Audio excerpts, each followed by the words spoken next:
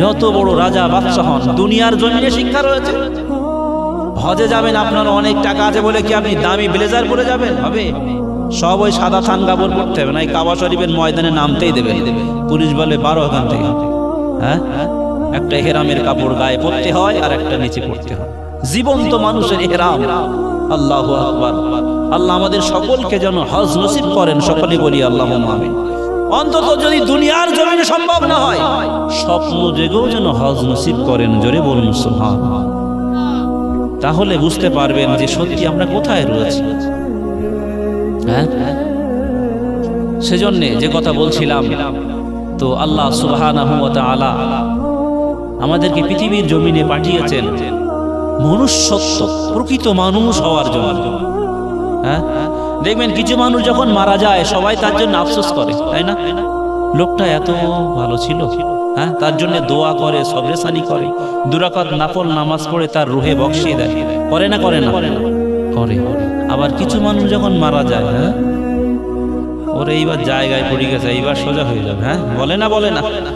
হ্যাঁ, তো আমি বলতে চাই, পৃথিবীতে আমরা এসেছি, এই জায়গায় যারা এসেছেন সকলের কাছে নিবেদন করব, আপনার শত্রু থাকবে, স্বাভাবিক, কিন্তু একটি জিনিস আমি সব জায়গায় বলি, আপনি যখন মুনাফিককে চিনতে পারবেন, ওকে সালাম দেবেন না, কোনো পাপ হবে না আপনার।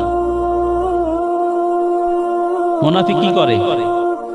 গুড় লাগেই চোখে বসে থাকে। হ্যাঁ, ও বাদাই দিছে আজকে, ওই পাড়ায় চলছে দেখ। হ্যাঁ, মুনাফিকের কাজ সব সময় ঝামেলা বাঁধানো। হ্যাঁ, এর কথা তার সঙ্গে লাগানো, ওর কথা তার সঙ্গে লাগানো। আল্লাহ আমাদের সকলকে এই মুনাফিকি থেকে যেন হেফাজত করেন, সকলেই বলি আল্লাহুম্মা আমিন। ভাইরা আমার, তো আল্লাহর নবী পৃথিবীতে এসেছেন, যা সারা বিশ্বে তিনি জয় করেছেন, এর মূল মন্ত্র যেটা ছিল সেটি হলো তিনি উত্তম আখলাকের মানুষ ছিলেন। একটু জোরে বলা যাবে না? একটু জোরে বলুন না। আমার নবীর এত সুন্দর চরিত্র ছিল, এত মহান চরিত্রের অধিকারী তিনি ছিলেন। আল্লাহ কোরআনে বলছেন, ওয়া ইন্নাকা লাআলা খুলুকিন আযীম। আমি আবার হাবিবকে পৃথিবীর জমিনে পাঠিয়েছি সবথেকে শ্রেষ্ঠ মহামানব। তো সেই নবী কাবা চত্বরে নামাজ পড়তে যান। কোথায় নামাজ পড়তে যান? কাবা চত্বরে। খেয়াল করছেন? কাবা চত্বরে নামাজ পড়তে যান, আর আবু জেহেল শুধু হুমকি দেয়। হ্যাঁ, কি করে? এই নামাজ পড়তে যাবি না, তোর এইবার দিন যদি নামাজ পড়তে দেখি ব্যবস্থা করে দেবো। আর ওর সব সাঙ্গ পাঙ্গ আছে, তাদের সঙ্গে কথা বল। আল্লাহ সূরা আলাকের মধ্যে ওর এই কথাটাই তুলে ধরেছেন যে সাবধান হয়ে যা, হে বদবক্ত, সাবধান হয়ে যা, খবরদার আবার নবীর সঙ্গে বিয়াদবি করবি না। বিশ্বনবী আমার কাবা চত্বরে নামাজ পড়ছেন, আমি আপনি নামাজ পড়লে কেউ কি বারণ করে নাকি? বারণ করে? রাসূলুল্লাহ নামাজ পড়ছেন, আবু জেহেল উঠে পড়ে লেগে গিয়েছে, কি করে তাকে নামাজের বাধা দেওয়া যায়। এমনকি রাসূলুল্লাহকে বলল, আজকে ওকে পৃথিবীর জমিন থেকে চিরজন্মের মতো শেষ করে দেব বলে এমনি করে তার সঙ্গপঙ্গদের আগে বলে ঠিক করে রেখেছে। কাবার ময়দানে এসে রাসূলুল্লাহ নির্ভীক চিত্তে তিনি নামাজ পড়ছেন। সত্যিকার অর্থে যারা কাবা শরীফকে সামনে রেখে যারা নামাজ পড়বে, তাদেরকে একমাত্র এটা ভাষায় কখনো বোঝানো যাবে না। সামনে কাবা শরীফ রয়েছে আর আপনি সেখানে নামাজ পড়ছেন, এই অনুভূতি কখনো এই মাইকে বলে বোঝানো যায় না।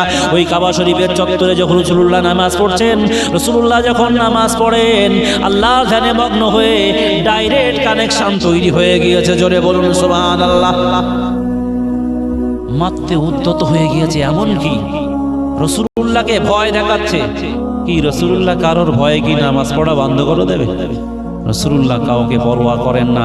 তিনি এমন এক মালিকের ইবাদত করেন, তিনি তার জান মাল ইজ্জতের দায়িত্ব নিয়েছেন। জোরে বলুন সুবহানাল্লাহ।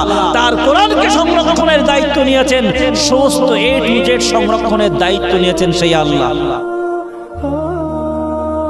তো আবু জেহেল তার শরীরের কাছে চলে গিয়ে মারতে যাবে না, এমন সময় থরথর করে কেঁপে উঠল, আর এমন একটা কিছু দেখতে পেল, হাতে যা ছিল সব ফেলে দিয়ে পালাতে শুরু করল।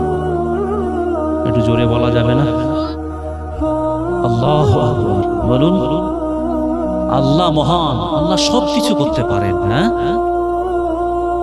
লিডারদের কাছে এসে বলল কি ব্যাপার, বলল হবে না, সে মারতে গিয়েছিলাম বাবারে, চারিদিক থেকে এমন ভয়ঙ্কর অজগর সাপ দেখতে পেলাম, মনে হয় এক্ষুনি আমাকে গিলে খেয়ে ফেলবে।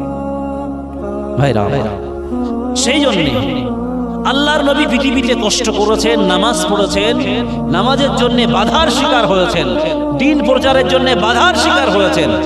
এরপরেও নবী সাল্লাল্লাহু আলাইহি ওয়াসাল্লাম কখনো আল্লাহর ধ্যান থেকে পিছনে চলে আসেননি। জোরে বলুন সুবহানাল্লাহ।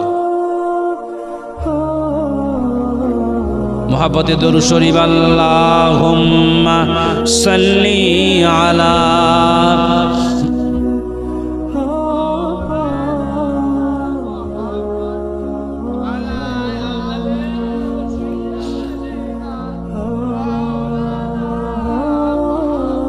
আলহামদুলিল্লাহ সুম্মা আলহামদুলিল্লাহ। তাহলে যে কথা বলছিলাম যে ঈমান তো অবশ্যই আনয়ন করতে হবে, পাশাপাশি আমাদেরকে সৎ কাজ করতে হবে। সেই সৎ কাজটা কি আমাদেরকে বোঝা দরকার। হ্যাঁ, সৎ কাজ বুঝতে হবে না, সম্পূর্ণ নিয়তের উপর নির্ভরশীল। কিসের উপর নির্ভরশীল? নিয়তের উপরে নির্ভরশীল। আপনি যদি সঠিক নিয়তে এখানে বসে থাকেন, আপনার প্রত্যেকটা বসাটাই আপনার জন্য সওয়াব হবে। জোরে বলুন সুবহানাল্লাহ, সুবহানাল্লাহ। আল্লাহ পাক রব্বুল আলামিন কোরআন শরীফের মধ্যে ঘোষণা করেছেন, ফাযকুরুনি আযকুরুকুম ওয়াশকুরুলি ওয়ালা তাকফুরুন।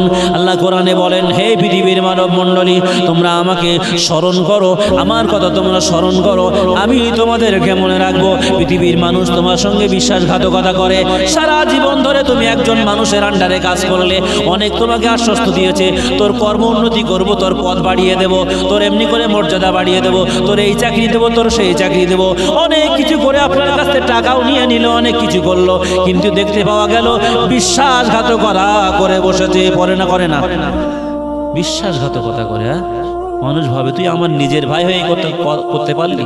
আমার আল্লাহ, আমরা এমন এক রবের ইবাদত করি, আমরা রবের জন্য যদি কোনো কিছু করি, রবের জন্য যদি ভালো কাজ করি, রবের জন্য যদি তাসবিহ পড়ি, রবের জন্য যদি আমরা নামাজ পড়ি, পৃথিবীর মানুষ সবাই ভুলে যেতে পারে, ভালো আল্লাহওয়ালা মানুষরাও পর্যন্ত ভুলে যেতে পারে, কিন্তু আমার রব কখনো ভুলবেন না। জোরে বলুন সুবহানাল্লাহ। আমরা জানি, শুনেছি, আবার একটু স্মরণ করিয়ে দেই, পৃথিবীর প্রথম মানুষ হতো আদম আলাইহিস সালাম। তারপরে পৃথিবী যখন ধ্বংস হয়ে যায়, পৃথিবী সব যখন শেষ হয়ে গিয়েছিল, নূহ আলাইহিস সালামের সময় নূহ আলাইহিস সালাম দীর্ঘদিন ইবাদত বন্দেগী করার পরেও, মানুষদেরকে সত্য পথে ডাকার পরে পৃথিবীর মানুষরা যখন সৎ পথে আসলো না, তখন তিনি আল্লাহর কাছে গজবের জন্য দোয়া করলেন। আল্লাহ বললেন, ঠিক আছে, তোমার দোয়াটা আমি কবুল করে নিলাম। যারা ঈমান আনয়ন করেনি, ঈমান ছাড়া যারা বেঈমান, তাদেরকে আমি সব পৃথিবীর জমিন থেকে নাস্তানাবুদ করে দেব। কে বললেন? আল্লাহ বললেন, রেডি থাকো, কিস্তি বানাও। কিস্তি তৈরি করা হলো, কিস্তি চললো দীর্ঘদিন। আমি সংক্ষেপে যেটা বলার জায়গা সেই জায়গায় বলবো। সব শেষ হয়ে গেল, কিস্তি ভাসলো দীর্ঘদিন ধরে, সমস্ত কাফেরের গোষ্ঠী আল্লাহ সব পৃথিবীতে ধ্বংস করে শেষ করে দিলেন, ঈমানদারদের শুধু বাঁচিয়ে রাখলেন আল্লাহ পাক রব্বুল আলামিন। কিন্তু ওই সময় আমরা সবাই শুনেছি, সেই বুড়িমা, একজন বুড়িমা ছিলেন, বুড়িমা জননী, ছোট্ট একটা কুড়ে ঘরে বসে আল্লাহ আল্লাহর জিকির করতেন, মোরাকাবা মুশাহাদা করতেন। ওই বান্দা, ওই ব্যক্তি নবী মুসাকে, নবী নূহকে বলেছিলেন, আপনি যখন কিস্তি তৈরি করবেন আমাকে একটু বলবেন। নবী মুসা ভুলে গিয়েছে, এমনি করে নবী নূহ আলাইহিস সালাম ভুলে গিয়েছিলেন। নবী নূহ দীর্ঘ পথ অতিক্রম করে যখন মহাপ্রলয় শেষ হয়ে গেলে, যখন দুনিয়ায় চলে আসলেন, হঠাৎ করে তার বৃদ্ধ সেই বুড়ির কথা মনে পড়ল। আমি সে বৃদ্ধকে নিয়ে যাইনি। বৃদ্ধর কাছে যখন আসলো, বৃদ্ধা দেখে সেই খানগায় বসে বসে আল্লাহ আল্লাহ করছে, বাড়িতে বসে বসে, আর বলছে, কি ব্যাপার নূহ, তোমার সে প্লাবন কবে হবে? আমি তো কিছু বুঝতে পারলাম না। নূহ আলাইহিস সালাম সেজদায় পড়ে আল্লাহর কাছে কাঁদলেন, আল্লাহ, এই মহা প্লাবন হয়ে গেল, আর এই প্লাবনের মধ্যে বুড়ি কি করে বেঁচে থাকছে? হ্যাঁ, আল্লাহ পাক ওই সময় স্মরণ করিয়ে দিলেন, ফাযকুরুনি, হে পৃথিবীর মানব মণ্ডলী, তোমরা আমাকে স্মরণ করো, আমি তোমাদেরকে মনে রাখবো। কোনো বান্দা যখন আল্লাহ আল্লাহ করবে, এমনি করে কোনো বান্দা যখন নামাজ পড়বে, ওই বান্দার যখন মালাকুল মউত যখন এসে যাবে, পৃথিবীর সব থেকে কঠিন পরিস্থিতি, সেই সময় কেউ কারোর হবে না। সেই সময় নিজের স্ত্রী, নিজের পরিবারবর্গ সব কিছু ভুলে যায়। ওই কঠিন পরিস্থিতিতে আমার আল্লাহ পাক রব্বুল আলামিনকে স্মরণ করার কারণে ওই বান্দার কানের কাছে তখন আল্লাহ স্মরণ করিয়ে দেবেন, বান্দা পড়, এখনই মালাকুল মউত আসবে। আমার সেই কলেমাটা এবার পড়ে নে, লা ইলাহা ইল্লাল্লাহু মুহাম্মাদুর রাসূলুল্লাহ, আশহাদু আল্লা ইলাহা ইল্লাল্লাহ ওয়া আশহাদু আন্না মুহাম্মাদান আবদুহু ওয়া রাসূলুহু। ওই বান্দা তখন পড়তে শুরু করবে, ঈমান নিয়ে পৃথিবীর জমিন থেকে হাস্য উজ্জ্বল মুখ নিয়ে পৃথিবীর জমিন থেকে বিদায় নেবে। জোরে বলুন সুবহানাল্লাহ। পৃথিবীর জমিনে এই ঘটনাগুলো আল্লাহ এই জন্যই রেখেছেন যে পৃথিবীর জমিনে আপনার সমস্ত মানুষ, নিজের ভাই নিজের বোন সবাই আপনাকে ভুলে যেতে পারে, কিন্তু আমরা এমন এক রবের ইবাদত করি, এমন এক রবের গোলামি করি, ওই রব কখনো আমাদেরকে ভোলেন না, ওই রব সবসময় আমাদেরকে খেয়াল রাখেন। সেই জন্যে আজকে যারা হাজির হয়েছেন, আমরা বিভিন্ন কর্ম করি, বিভিন্ন কাজ করি, সেই কাজের মধ্যে আল্লাহর নামকে স্মরণ রাখুন। সুবহানাল্লাহ, আলহামদুলিল্লাহ, আল্লাহু আকবার, সুবহানাল্লাহি ওয়া বিহামদিহি, সুবহানাল্লাহিল আযীম। বিভিন্ন রকমের তাসবিহর মাধ্যমে মালিককে খুশি রাখুন, মালিকের নামটা জপুন, দেখবেন ওই মালিক কিন্তু আপনাকে কখনোই ভুলবে না। জোরে বলুন সুবহানাল্লাহ। সবাই ভুলবে কিন্তু মালিক ভুলবে না। আরো একটু এগিয়ে চলুন, আমরা মূসা আলাইহিস সালামের নাম শুনেছি না? মূসা আলাইহিস সালাম একদিন এক পথ দিয়ে যাচ্ছেন, একজন আল্লাহর আবেদকে দেখলেন, 400 বছর ধরে ইবাদত করছে। কত বছর? আর গায়ে সব বলতা কামড়াচ্ছে। কি কামড়াচ্ছে? বলতা বোঝেন তো? ভেমরুল বলতা, যেগুলো বিষাক্ত, হ্যাঁ, কামড়াচ্ছে। আর লোকটা ইবাদত করছে। ওনার দেখে খুব কৌতূহল হলো, তাই তো এই লোকটার এই বলতা কামড়াচ্ছে আর এই আল্লাহ আল্লাহ করছে, কি ব্যাপার? তুমি ওই আল্লাহর আবেদ বললেন যে এটা আমার জন্য খুব ভালো হয়। কেন? এই ঘুম চলে আসে না আমাদের, হ্যাঁ? বিদ্যাসাগর ঘুম আসতে বলে কি করতো? ওই পাশে বেঁধে রাখতো, চোখে সর্ষের তেল দিত। আমরা অনেক সময় এই ঘুমের রাত্রে গাড়ি ড্রাইভাররা গাড়ি চালায়, একটু চা, গরম চা খেয়ে না বলে ঘুম দৌড়মান, হ্যাঁ? এই সাদা চা খালি কিন্তু গন্ডগোল। আমরা কি খাবো? গরম চা খাবো। কি খাবো? গরম চা। এই পাহাড়ে যারা যায় বলে মদ না খেলে এখন ওঠা যাবে না, এত অনেক কঠিন জিনিস। আর আমার এলাকার যারা যায় বলে খবরদার, আমার আল্লাহ তো পৃথিবীতে শ্রেষ্ঠ জিনিস, একটু পারলে একটু মধু নিয়ে যাবি। কি নিয়ে যাবি? মধু খাবি আর একটু কালো জিরে খাবি, শরীর পড় করে গরম হয়ে যাবে, একদম হিট উঠে যাবে।